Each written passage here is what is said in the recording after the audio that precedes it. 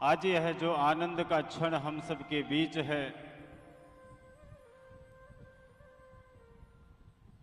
जिन देवी जी के ऊपर मां भगवती की साक्षात कृपा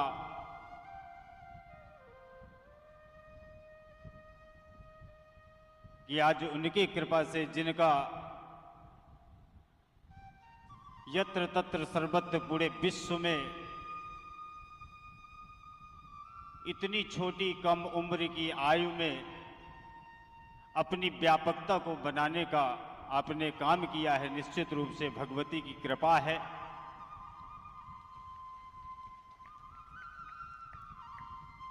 और भगवती ने ही कृपा करके अपने प्रांगण में पूज्य देवी जी को, मैं यहीं से उनके हृदय में बैठे राम जी को प्रणाम करता हूं, प्रणिपात करता हूं कि आज देवी जी ने यह जो अपना हम सबको क्षणिक समय दिया है, तो निश्चित रूप से हम सब के लिए मंगलकारी कल्याणकारी है। ध्यान दीजिएगा, समाज की हर व्यवस्था किसी न किसी केंद्र बिंदु से चलती है, चाहे वो लोकतंत्र की व्यवस्था हो, चाहे घर की व्यवस्था हो, चाहे समाज की व्यवस्था हो, वो एक केंद्र से संचालित हो कि उसका विस्तार होता है। उसी तरह हमारे संत गुरुजनों ने इस प्रकृति में रहने वाले जीवों के लिए जो श्रेष्ठ मार्गदर्शन का रास्ता चुना, तो मात्र एक पीठ व्यास पीठ ही थी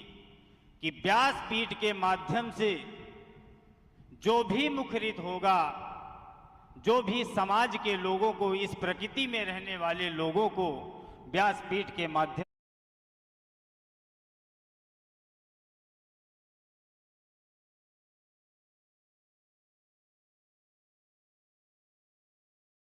से संदेश पहुंचेगा, तो निश्चित रूप से उनके लिए मंगलकारी होगा। आज उसी क्रम में कहां हम चित्रकूट धाम थे, कहां आप वृंदावन धाम थे। आज चित्रकूट और वृंदावन को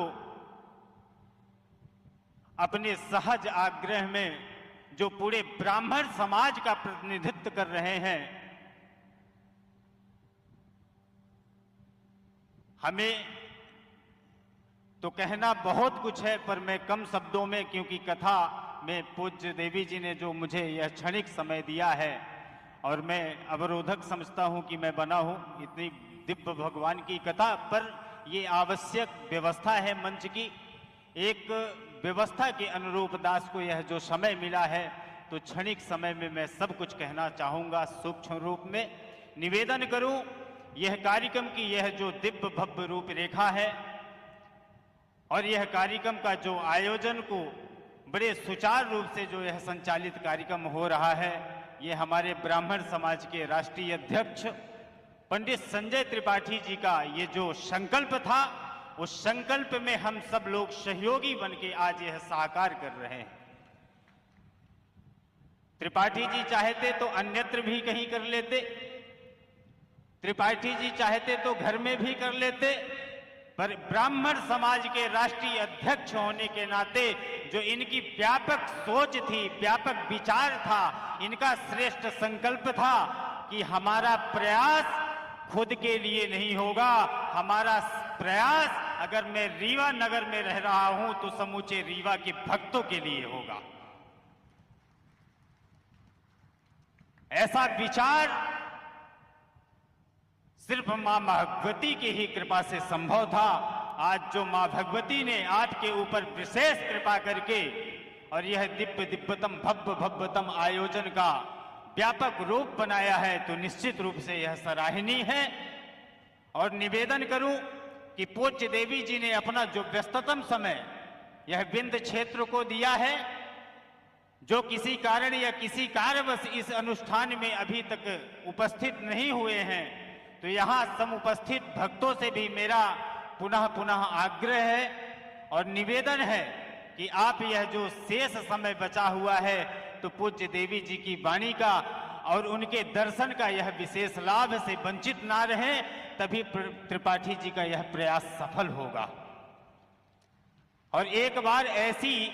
व्यवस्था की मंच पर आप सब आकर देवी जी का स्वागत नहीं कर सकते, उनके यहाँ आने का आभार व्यक्त नहीं कर सकते, एक बार इतनी जोरदार गड़गड़ाहट तालियों से उनका स्वागत कर दें कि उनको लगे कि हम रीवा शहर में आए हैं। बोल भक्त वत्सल भगवान की जय। निवेदन करूं कि यह कार्यक्रम का आज यह तृतीय दिवस है और तृतीय दिवस में हम शामिल होकर यह भगवान की जो कथा का आस्वादन कर रहे हैं, ऐसा हमारे संतों का, गुरुजनों का मत है कि कथा ही हमारे जीवन की व्यथा को समाप्त कर देने वाली भागवत कथा है। देखिए, व्यास जी ने